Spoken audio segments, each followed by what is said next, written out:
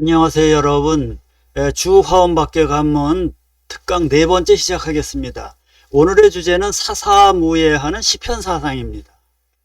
교재는 역시 처음부터 사용하고 있는 주화원밖에 관문입니다. 자, 그러면은 이 책인데 이 책 속에 주화원밖에 관문이라는 부분이 들어있어요. 그리고 이 책 속에 또 청량소초 중에서 현담의 의리분재 부분도 제가 부록으로 다 번역해 넣었습니다. 그리고 화엄의 현담사상 관련해서 제가 쓴 논문도 이 책에 같이 부록으로 실었습니다. 그 논문 속에 화엄 금사자장도 번역을 해놨어요.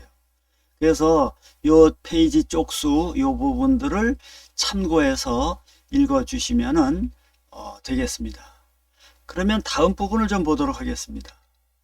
시편문이 도대체 무엇인가에 대해서는 이 책의 265쪽 그 각주에 보면은 자세하게 설명이 되었습니다. 간단하게 말씀드리면은 시편문을 때로는 시편연기라고도 합니다. 그러니까 시편문은 한마디로 말하면 화엄교학에서 그 연기론을 새롭게 해석한 화엄의 연기론입니다. 그 중에서 특히 네 종류의 법계 중에서 사법계, 리법계, 이사무예법계, 사사무예법계 이렇게 네 종류의 법계가 있는데 사사무예법계 측면에 집중해서 설명한 것이 시편문입니다. 그런데 그 내용이 아주 현묘하고 오묘하다고 해서 이 거물현자 현자를 붙인 것이고, 또 문자는 왜 붙였느냐 하면 그 문을 통해서 화엄의 세계로 들어갈 수 있다는 뜻으로 그렇게 십현문이라고 이름을 붙입니다. 자세한 것은 이 책의 265쪽 각주를 살펴보시기 바랍니다. 자, 보여지는 화면에서는 십현문에 대해서 처음에 이제 지엄 스님께서 이런저런 말씀을 하셨어요. 근데 그 이후에 제자들이 법장 스님이라든가 또는 청량진관, 또 이어서 규봉종밀, 이 화엄의 대가들이 계속 이 시편사상을 이어가고 있는데 그 용어들이 약간씩 좀 차이가 있어서 그것을 여기에 이제 소개하는 겁니다. 근데 대동소이합니다. 지엄 스님께서는 이렇게 늘어났었는데 법장 스님께서는 또 이런 방식으로다가 나열을 하고 계십니다. 그런데 법장 스님 같은 분이시면서도 금사자장에서 설명하고 있는 내용과 또 화엄 5교장에서 설명하고 있는 내용들이 이 명칭들이 약간의 그 차이점이 있습니다. 그러나 그 내용에 있어서는 큰 차이가 없기 때문에 그 시편문 사상을 이해하는데 어느 것을 활용하더라도 상관이 없습니다. 자, 이렇게 하고 이 부분은 법장 스님하고 지엄 스님하고 두순 스님이 셋을 딱 늘어놓은 것이에요. 진관 스님은 그 화엄 현담 속에서 의리분재 속에서 이 두순 스님의 법궤 관문을 활용해서 화엄경을 해석하고 있거든요. 때문에 이 진관 스님의 그 시편문 사상과 또 두순 스님이 가지고 계시는 두순 스님이 내세웠던 시편문 사상이 이렇게 1대1 대응하고 있습니다. 그것을 보여주려고 제가 이렇게 도표로 그린 것입니다. 네. 자, 그러면은 왜 주화엄법궤 관문을 이야기하면서 자꾸 화엄 현담을 이야기하느냐 하면은 지난번 특강에서도 말씀드렸다시피 이 네 종류의 법궤, 사법궤, 리법궤, 이사무예법궤, 사사무예법궤 이런데 이 법궤, 화엄 법궤에 대해서 처음 설명을 하신 분은 누구냐면 두순 스님이세요. 근데 두순 스님께서는 사법궤에 대한 설명은 안 하셨어요. 그러니까 진공관에 대한 이야기만 하시고 이사무예관, 주변 함영관 요것만 말씀을 하셨어요. 그러니까 일사자 사법궤관에 대해서는 말씀을 안 하셨습니다. 그런데 일사자 이 사법궤 이게 매우 중요하거든요. 그래야지 사사무예법궤의 의미도 이해할 수 있고 이사무예도 이해할 수 있기 때문에 해서 여기에 나오는 화엄 현담 속에는 일사자 사법궤에 대한 설명이 들어있기에 제가 자꾸 화엄 현담을 활용하고 또는 그 내용을 가지고 설명을 하려고 하는 것입니다. 자, 이 부분은 화엄 현담이 어떤 것인지에 대해서 서지적인 측면을 아주 간략하게만 설명드리려는 것입니다. 대방강물 화엄경 수소 연의 초라고 해서 이것이 뭐로 78책으로 다 묶으면 됩니다. 근데 앞에 있는 8권이 현담이에요. 현담이 모두 신문으로다가 나뉘어져 있는데 그 중에서 의리분재라는 부분 속에서 화엄경의 교리 범위가 얼마나 넓은지를 설명하는 대목이 있는데 그 대목에서 청량진관 스님께서는 그 두순 스님의 법계관문을 인용해서 설명하고 계십니다. 자, 제가 모두가 78책이라고 그랬죠. 이것을 이렇게 묶어 놓으니까 이렇게 78책이 되는 거거든요. 그런데 이 책을 만들기까지 여러 가지 인연이 있습니다. 간단하게 말씀을 드리면은 숙종 7년에 임자도로 대장경을 실은 배가 항주에서 일본으로 가다가 난파가 됩니다. 그것을 당시에 서남사에 계시던 백암 성총 스님께서 그 난파된 그 책 내용을 책을 전부 수집을 해서 그것을 나무판에 새깁니다. 그래서 진광사에 거기다가 이제 보존을 했는데 이게 770년에 소실이 되어 버립니다. 그러자 바로 설파상암 스님께서 그 영각사에 다시 판각을 해서 이 판을 모시게 됩니다. 근데 이것도 이제 세월 속에서 1907년에 이제 소실이 되게 되는데 어쨌든 이 소실되기 이전에 이게 남쪽에 이 영각사가 있는 곳이 그 안의입니다. 경상북도 해인사 근처인데 저도 가봤습니다만은 지금은 다 망가지고 옛 모습을 보여주는 건물은 하나 정도 있는 것 같아요. 어쨌든 영각사에 이게 판이 있었는데 저 남쪽에 있다 보니까 이 경기 지역이라든지 저 북쪽에 있는 분들이 이 판을 인경을 하려면은 대단히 그 힘이 듭니다. 그래서 이 철종 7년에 그 영기 스님께서 이것을 판각을 해서 봉은사에다 안치해 둡니다. 그런데 여기 이제 보다시피 1907년에 이게 불타버리고 없어지거든요. 이게 지금 현재 남아있는 건 봉은사에 있는 요 판만 남아있어요. 요 판을 모셔두는 그 건물을 지었는데 그래서 이거 건물의 이름을 이렇게 판전이라고 이름을 지은 겁니다. 이 추사 김정희 대감이 쓴 것이죠. 예전에 봉은사가 과천 땅 아니었겠어요. 과천군이었죠. 지금 서울시에 편입되어 있지만은 과천에 사는 노인이라고 해서 노과라고 이렇게 쓴 것입니다. 지금도 이 봉은사에 가면 볼 수 있습니다. 어쨌든 이것을 인경을 해서 선유로 다 묶어 놓으면은 78책이 되는데 그 앞에 8책이 천지현황, 우주홍황 이것이 현담이다.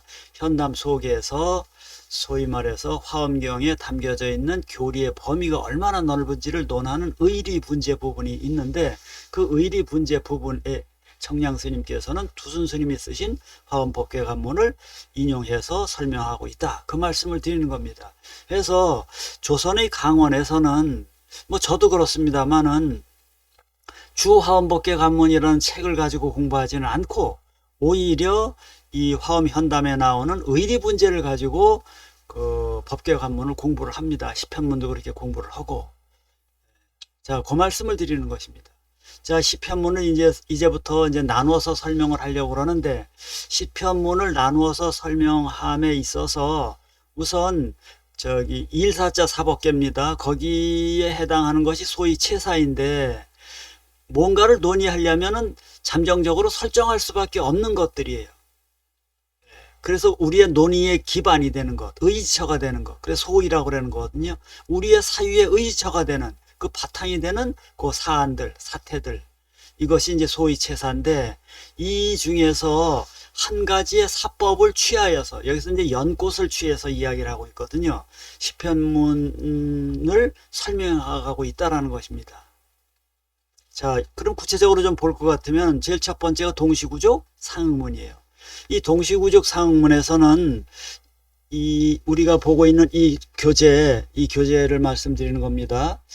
이 교재의 377쪽에 보면은 이런 내용이 담겨져 있습니다. 동시구적 상황문을 설명하는 부분에서 화장장엄 세계에 있는 티끌들, 낱낱 티끌 속에서 법계를 보니 광명 속에 부처님 구름 모이듯 이것은 부처님들 세계의 자재다. 이런 내용이 있습니다. 이 80화엄경 화장세계품인데 바로 이런 내용이 동시구적 상문적 발상이라는 것이에요. 한번요, 한문 원문을 한번 좀 보도록 하세요. 화장세계 소유진, 화장세계에 있는 그 티끌들, 아니 그 티끌이 지금 우리 사바세계에 있는 티끌만 보아도 그냥 이루 셀 수가 없을 텐데 화장세계에 있는 티끌이 굉장히 많은 겁니다. 그 굉장히 많은 티끌 하나하나 가운데에서 견 법계네요. 그 작은 그 티끌 속에서 법계를 본대요. 그런가 하면 보광현불, 법의 광명 속에 부처님이 나타나는데 그것이 마치 구름 모이듯이 한다라는 것이에요. 그러니까 한 줄기의 광명 속에서, 빛의 한 줄기 속에서 빛의 수많은 다발이 있는데 그 빛의 한 줄기 속에서 부처님이 나타나는데 나타나는 모습이 마치 하염없는 구름이 운짓하듯 한다는 것이네요. 그러니까 작은 하나 속에, 작은 먼지 한 톨 속에, 작은 한 가닥의 광명 속에 하염없는 것이 나타난다는 것입니다. 차시 열의 찰자재래. 이것이야말로 열에 깨서 국토에, 찰이라는 국토라는 뜻이거든요. 자유자재로 다닐 수 있는 뜻이래요. 그러니까 부처님은 한 분이시지만은 하염없는 국토 속에 다 나타난다는 것이에요. 예를 들어서 자녀를 넷을 둔 부모님이 계시다고 예를 들어봅시다. 부모님은 한 분이거든요. 한 분이 예를 들어서 큰 자손에게 가면은 둘째, 셋째, 넷째 자손 집에는 안 계시거든요. 그런데 화엄경에는 부처님이 한 분이신데 큰 자손에게도 가고 둘째 자손, 셋째, 넷째 이렇게 간다는 것입니다. 이게 도대체 어떻게 가능한 것인가? 화엄경에 그런 얘기가 많이 나오거든요. 그것을 우리는 동시구적 상응문의 입장에서 보면은 그 도리를 설명하시려고 이런 말씀을 하시는 것이다. 그러니까 화엄경에 나오는 내용을 읽음에 있어서, 독해함에 있어서 동시에 구족되어진다 라는 것을 우리가 이해해야지만이 화엄의 본문이 이해될 수 있다는 것입니다. 좀 더 설명을 해보도록 하겠습니다. 이것은 이제 광엽자재 무해문이 있어요. 광엽자재 무해문은, 자, 또 본문의 내용을 제가 좀 읽어드리겠습니다. 한 연꽃이 법계에 두루 미치더라도 본래의 자기 위치를 파괴하지 않아요. 그러면서 나누어지되 한 연꽃이 법계에 두루 미치는 거예요. 예, 법계에 쭉 퍼져, 법계에 전부 가더라도, 그러니까 한 부처님이 법계에 있는 무수한 자손들 집에 방문을 하더라도 부처님 자신을 쪼개서 가는 것이 아니에요. 온 부처님이 다 가는 것이에요. 그래서 그것을 두고 나누되 나눔이 없다라고 하는 것이고, 넓고 좁음이 자제하여서 막힘도 걸림도 없대요. 이 내용을 우리는 어디에서 볼 수 있겠느냐? 화엄경 십정품 제27에 보면 이런 내용이 있어요. 하나의 연꽃이 시방세계에 가득하여 막힘이 없어서 어디에서나 다 볼 수 있대요. 그러니까 하나의 연꽃이 모든 시방세계 속에 다 들어가 있다는 것이에요. 이 내용은 십정품 제27품 중에서 걸림없는 바퀴인 삼매를 설하는 법문 중에서 나오는 비유예요. 자, 이 부분에 대해서는 좀 더 설명을 보도록 하겠습니다. 여기에서 보면 광과 협 아니겠어요? 광은 굉장히 드넓은 거고 협은 매우 좁은 것이에요.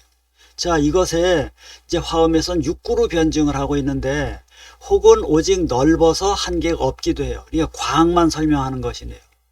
또 하나는 협, 두 번째는 협을 얘기하는 거예요. 좁아서 나누어진 한계가 뚜렷해요.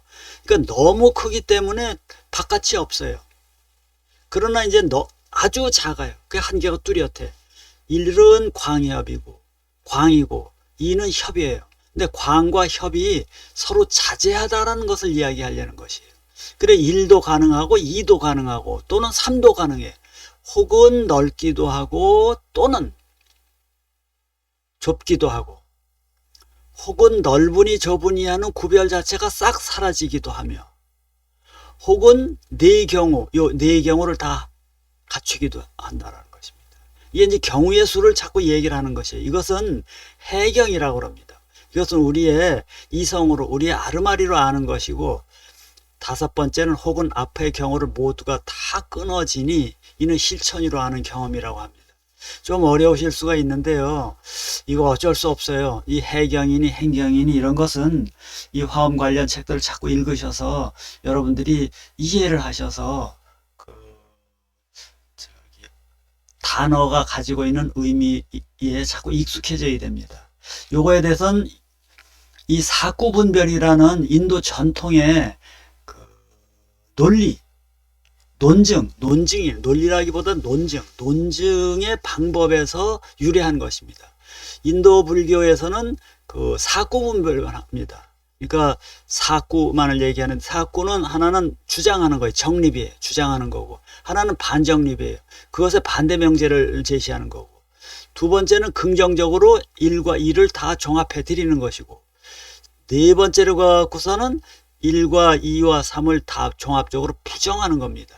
그래서 이것을 기호하면 A, non-A, A and non-A. 그리고 이 전체를 A and non-A를 다 묶어서 마이너스, 이건 부정하는 것입니다. 이것이 인도 논리에서 그 논증하는 방식입니다. 논증하려면 이 네 가지의 경우를 다 설명해야지만이 온전한 논증이다라는 그 인도인들의 그 논증에 대한 그 입장이 있습니다. 그래서 화엄에서는 전통의 이 사구 분별에 더 보태요. 여기 사구 분별이거든요. 판단은 행위 자체를 남겨둠. 이건 판단을 하는 거거든요. 그런가 하면 여섯 번째 가서는 아주 판단하는 행위 자체를 지워버리는 것. 그래서 그걸 망. 이렇게 해서 전통적인 사구 분별에다가 사구 분별하는 행위 자체를 그대로 인정하는 것, 그걸 통째로 하는 걸 다섯 번째로다가 경우의 수로 들고, 여섯 번째는 이상의 모든 것을 다 내려놓는 것까지도 이제 경우의 수로 들어서 총 6경우의 경우의 수를 들어서 무언가에 대한 주장, 판단을 논의해야지만이 그 논의가 그 필요 충분의 조건을 다 갖추었다라는 그런 인식을 하고 있는 것입니다. 자, 여기에서 이건 이제 제 개인의 평가인데, 화엄에서는 언어 판단 개입 이전에, 인연으로 만들어지기 이전에 본래의 그 무엇이 있다라고 그래요. 그것을 바로 법계라고 그래요. 법계는 인연에 의해서 만들어진 것이 아니에요. 유의법이 아니에요. 유의법은 무상하지만 이건 무상하지 않습니다. 이건 그냥 그대로 있는 것이에요. 있느니 없느니란 말조차 붙일 수 없는 그냥 그것인 것이에요. 그래서 이 법계의 있는 그대로의 양상을 파악하려는 발상에서 여기처럼 판단의 행위를 남겨뒀다가 판단하는 행위 자체를 또 지워버리는 이런 쪽으로 확장적으로 사유를 한 것이에요. 이런 점에서 이 법계에 있는 그대로 그것을 인정한다라는 점에서 화엄은 그 인도의 사상을 크게 유파와 무파로 분류할 경우에 화엄은 유파에 해당합니다. 이 유파에 해당하는 그 인도 사상으로서 소위 그 파라문교도 그렇고 그 아트만을 주장하고 있는 사상들도 마찬가지죠. 근데 유의 결이 좀 다릅니다. 있음을 주장하는데 이 브라만교에서 얘기하고 있는 있음과 화엄에서 얘기하고 있는 이 법계의 있음의 의미가 좀 다릅니다. 이런 부분들은 제가 번역한 책의 403쪽 이 각주를 통해서 좀 확인해 주시면 좋겠습니다. 자, 그러면은 이제 세 번째 일다상용 부동문 쪽을 좀 들어가 보도록 하겠습니다. 일다상용 부동문은 역시 하나의 1, 3을 사자 사법입니다. 사법으로서 연꽃을 사례로 들어서 하나의 연꽃입니다. 일과 다에 대한 이야기를 자꾸 합니다. 여기에선 일, 다 대신 일체라고 얘기했네, 그죠? 하나와 수많음, 이것을 설명해 감에 있어서 연꽃을 사례를 갖고 설명을 하고 있네요. 연꽃, 하나의 연꽃이, 일의 연꽃이 자기를 펼쳐서 일체의 사법 속으로 싹 들어 미쳐가는 거예요. 그것을 변입이라고 합니다. 이쪽에서 저쪽으로 가는 것이 변이에요. 그래갖고 상대쪽으로 들어가는 것이 입입니다. 그래서 저 상대와 딱 달라붙어서 상직하여서 그것을 내 쪽으로 끌어들이는 겁니다. 거두어들이는 것이 섭입니다. 해서 이렇게 바깥으로다가 펼쳐 나가서 상대 쪽으로 들어가고 상대와 딱 붙어서 그것을 거두어들이기도 하는데, 이때 있어서의 펼침과 거두어들임이, 섭과 섭은 같은 것이고 서는 이 변과 같은 뜻입니다. 그것이 서로 녹이고 녹여서 하나가 되어진다라는 것입니다. 자, 이것을 또 아까의 사고 분별로 얘기한다면은 일이 일체로 들어가기도 하고 일체가 일로 들어가기도 하고 일이 일로 들어가기도 하고 일체가 일로 들어가기도 하네요. 이것은 들어감을 예로 들었는데, 입을 예로 들었는데, 저쪽에 있는 것을 내 쪽으로다가 이렇게 끌어안아서 보자기에 쌓아서 내 쪽으로 이렇게 움켜 쥐듯이 섭하는 거두어들임 또한 역시 마찬가지입니다. 일과 다가 서로가 서로 속에 수용되어져 있다라는 얘기를 하고 있습니다. 연기 현상이 그렇게 일어나고 있다라는 것이에요. 이 사사무예는 연기를 설명하는 것입니다.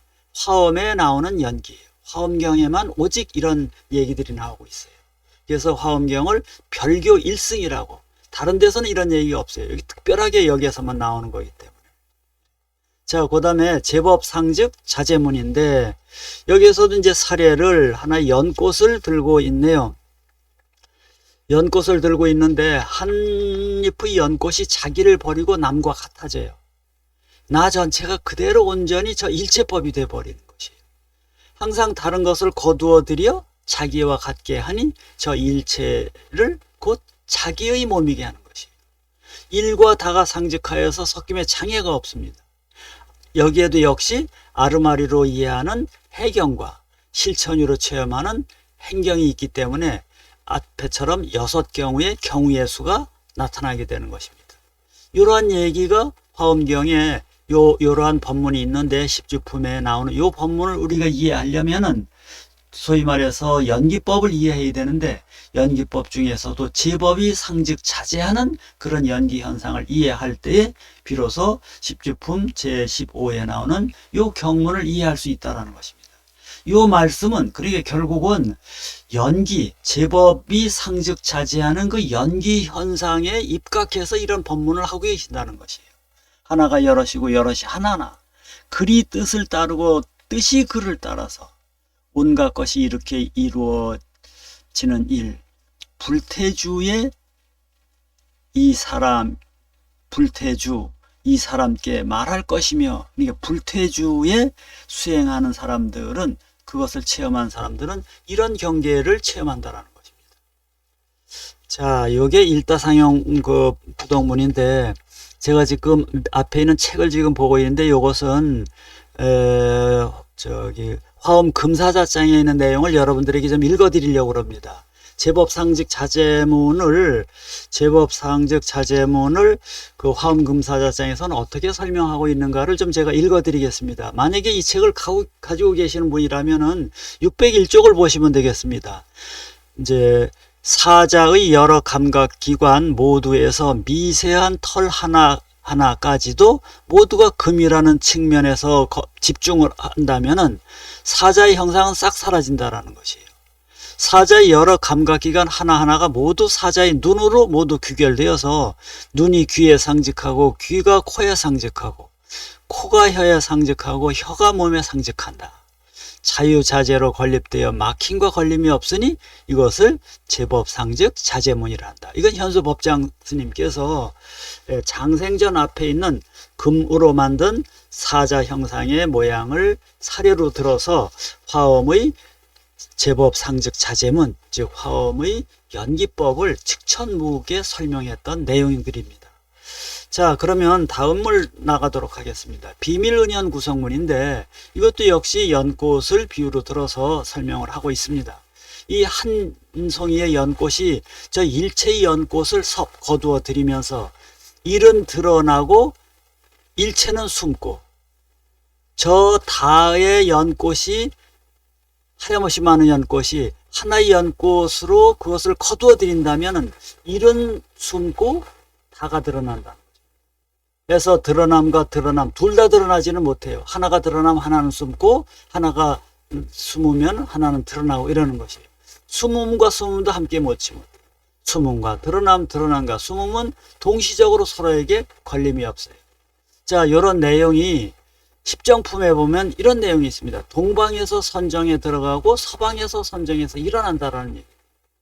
이것은 비유하자면 마치 음력 8일, 음력이 15일이잖아요. 반 자르면 7.5일이잖아요. 그러니까 이제 8일에 뜬 반달이 가려진 부분과 드러난 부분이 동시인 것 같다라는 거거든요. 그러니까 우리 앞에 주어진 하염없는 사안들, 사태들 중에서 뭐 하나에 집중하면은 나머지는 숨어버린다는 것이에요. 또 다른 것에 집중하면 이것이 숨고, 이게 숨음과 드러남이 자유롭게 일어나고 있다라는 얘기를, 걸림없이 일어나고 있다라는 얘기는 이런 얘기를 하고 있습니다. 뭐 역시 나온 김에 602쪽에 있는 화엄 금사자장에서는 우리 법장 스님께서는 어떻게 설명하고 있는지를 좀 읽어드리도록 하겠습니다. 만약 사자의 형상을 보면 오직 사자의 형상만 보이며 금덩어리는 안 보이니 곧 사자의 형상은 드러나고 금덩어리는 숨는다. 만약 금덩어리를 주목하면 오직 금덩어리만 보이고 사자의 형상은 보이지 않으니 곧 금의 바탕은 드러나고 사자의 형상은 숨는다. 만약 두 측면을 모두 보면 둘 다 숨기도 하고 둘 다 드러나기도 한다. 숨으면 비밀스럽다고 하고 드러나면 현저하다고 하니 이것을 일러서 비밀은현 구성문이라고 한다. 이렇게 얘기를 하고 있거든요. 뭐 저도 가끔씩 비유를 이런 걸 씁니다만은 이 금사자를 그 갑판 위에 싣고 그 섬으로다가 이렇게 지나가면은 섬 부둣가에 있었던 그 섬에 그 도둑들은 저 금덩어리만 보일 거예요. 그런데 거기에 예술가들은 금덩어리보다도 어떻게 저렇게 조각을 잘했을까에 주목하게 될 것입니다. 이게 숨고 드러남이 이렇다라는 것이에요. 자, 다음에는 여섯 번째로 보도록 하겠습니다. 한잎의 연꽃 속에 미세한 먼지와 거대한 국토 등이 일체 모든 사법이 분명하고 가지런히 다 나타난다. 이게 육식화엄 노산합을 품에 보면 한 털구멍 속에 무량한 물국토가 있대. 그 무량한 물국토들이 장엄하고 청정하여 분명하게 다 있을 자리에 있다라는 것입니다. 80화엄 10해양품에서도 이런 얘기를 하고 있거든요. 하나의 털 끝에 말할 수 없는 수의 열애가 분명히 드러난대요. 미세상형 알림문을 설명하는 부분입니다. 이 부분에 대해서도 역시 좀 보도록 할까요? 금사자장에서는 어떻게 얘기하고 있는지, 금덩어리와 사자의 형상이 혹은 숨기도 하고 혹은 드러나기도 하며 혹은 하나이기도 하고 혹은 많기도 하며 순일하기도 하고 잡다하기도 하여서 작용력이 있기도 하고 없기도 하며 이것에 상즉하기도 하고 저것에 상즉하기도 하며 중심과 주변이 서로서로 비추기도 하며 리와 사가 나란히 드러나기도 하며 모두가 다 서로를 머금기도 하며 저마다 자기 자리 잡은 것을 방해하지 아니하면서도 이런 현상이 한치의 오차도 없이 섬세하게 이루어지니 이것을 미세상형 알림문이라 한다. 602쪽에 있는 내용입니다. 자, 다음은 7번째를 보도록 하겠습니다. 인다라만 경계문, 이건 여러분들이 많이 들어보셨을 것입니다. 네, 마치 제석천의 하늘 궁전에 덮여있는 구슬 그물과 같으니 하나의 밝은 구슬 속에 수많은 영상이 모두 맺히고 구슬마다 다 그러하며 이 구슬이 속속들이 밝아서 서로의 그림자마다 다른 구슬의 영상이 맺히고 영상마다 다시 영상을 맺어 그러기가 끝이 없는 것과 같다라고 합니다. 중국에서는 거울을 사방에 둘러놓고 그 가운데 촛불을 켜서 그 촛불이 거울에 비치고 동쪽 면에 비치고 동쪽 면에 비친 것이 서쪽 면에 비치고 서쪽 면에 비친 것이 다시 저면 이래갖고선 그 속에 촛불이 하염없이 드러나는 모습, 이런 걸 갖고 비유를 합니다. 제가 더 어렸을 때요, 77년도 제가 봉선사에 갔을 때 참 그 신기로웠던 것이 여러 장면이 있는데 그 중에서 봉선사 대웅전의 그 현판은 큰 법당이라고 그 석주 스님께서 쓰십니다. 금인봉 씨가 쓰셨나 석주 스님이 쓰셨나 어쨌든 큰 법당이라고 이렇게 한글로 썼는데 큰 법당 안에 부처님이 모셔져 있는데요. 거기는 탱화를 하지 않고 뒤에다 거울을 두었어요.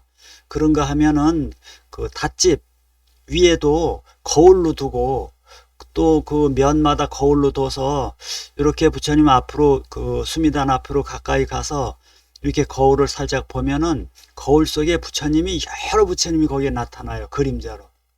운어스님께서 그리 하신 거거든요. 운어스님 화엄 강사시거든요. 그러니까 화엄 속에 나타나고 있는 이러한 것을 설명하기 위한 하나의 방법이었다. 자, 다음은 8번째를 보도록 하겠습니다. 탁사현법 생애문인데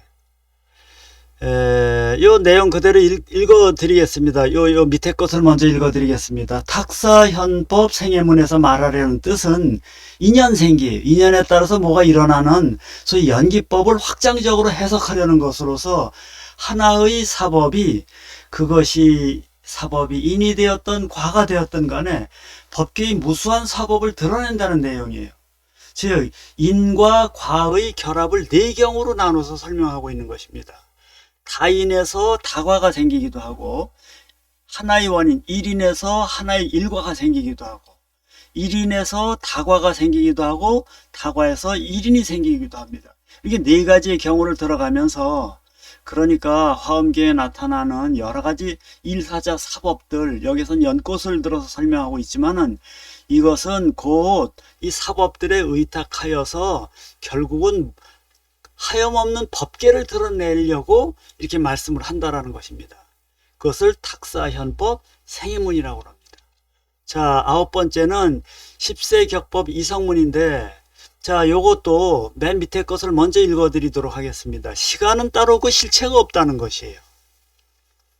현실의 일사자 사법의 하나인 연꽃에 의지하여서 시간은 가설되어진 것이래요. 요 가짜로 구성되어진 것이에요.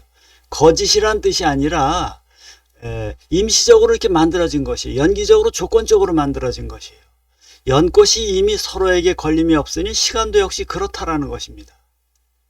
그러니까 공간에 따라서 위치에 따라서 시간도 달라진다라는 것이에요. 그러니까 시간에 자기 동일성이 없다라는 얘기를 하고 있는 것이에요. 자, 위에 걸 읽어드리겠습니다. 하나의 연꽃이 이미 모든 장소에 두루 미치며 또한 다시 모든 시간을 갖추는 것이에요. 그래서 이를테면 과거, 현재, 미래 이 3세에 곱하기 또 과거, 현재, 미래 그렇게 하면은 9이 되고 그러한 9의 경우가 모두 우리 일념 한 생각 위에서 이루어지고 있으니 이것을 이름하여서 10세라고 이야기한 것입니다. 이 부분에 대해서도 우리 금사자장에서는 어떻게 설명하고 있는가 하면은 이렇게 설명하고 있습니다. 사자의 형상은 만들어진 유의법이니 순간순간에 생성되었다가 또 그렇게 소멸한다. 찰나 사이에 3세로 나뉘어지니 과거, 현재, 미래가 그것이다. 3세에 각각 다시 과거, 현재, 미래가 있어서 모두 9경우가 되어서 9세가 성립되어 곧 한 개의 법으로 묶어진다. 비록 9세이지만 서로 간에는 분명하게 각각 간격이 있고 또 서로를 말미암아 성립되고 서로가 융합 통일되어 걸림이 없어 모두 한 마음 위에서 일어나니 이것을 10세의 격법 이성문이라고 한다.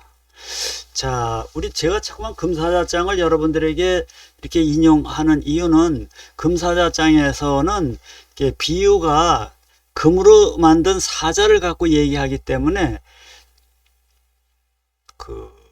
좀 더 구체적이다라는 것입니다. 무엇에 비해서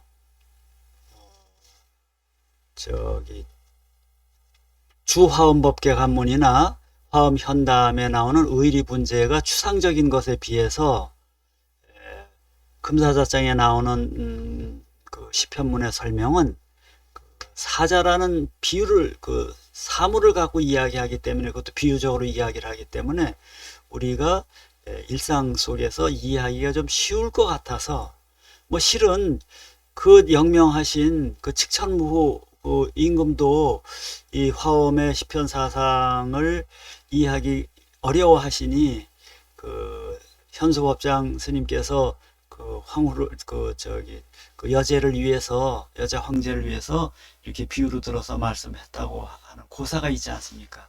자, 끝으로 이 10번째 이거 보도록 하겠습니다. 주보안 원명 구덕문입니다. 원교에서 말하는 사법은 리는 홀로 생기지 않고 반드시 권속을 받아들여요. 그래서 화엄경에 이르기를 10가지의 삼천대천세계의 미준수의 꽃이 있어서 그것을 권속으로 삼는다고 그랬어요.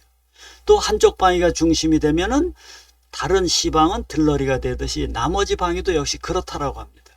그러므로 중심과 중심, 들러리와 들러리 각각 서로를 보지 못하고, 그러니까 중심끼리는 있을 수 없다라는 것이에요. 중심이 있으면은 들러리가 있고 들러리 있으면 중심이 있는 것이에요. 들러리 이거 없대요.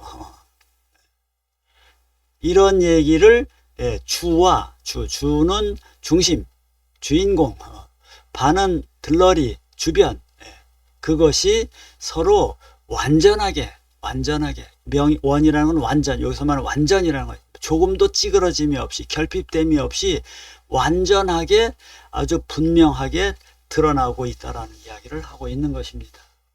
자, 요런 부분에 대해서 예전부터도 매우 이 내용을 이해하기가 그렇게 쉽지 않았기 때문에 옛 어른들은 요런 이 첩자를 가지고 다니십니다. 화엄 품목이란 첩자 같은 거를 가지고 다니는데, 요게 가로 한 8cm, 세로 한 25cm 정도, 30cm 정도 되는 건데, 화엄 품목이라고 무감 채널 스님께서 만드신 겁니다. 그래서 저희들은 여기 이렇게 보여지듯이 이렇게 펼쳐지거든요. 이런 걸 놓고선 공부를 합니다.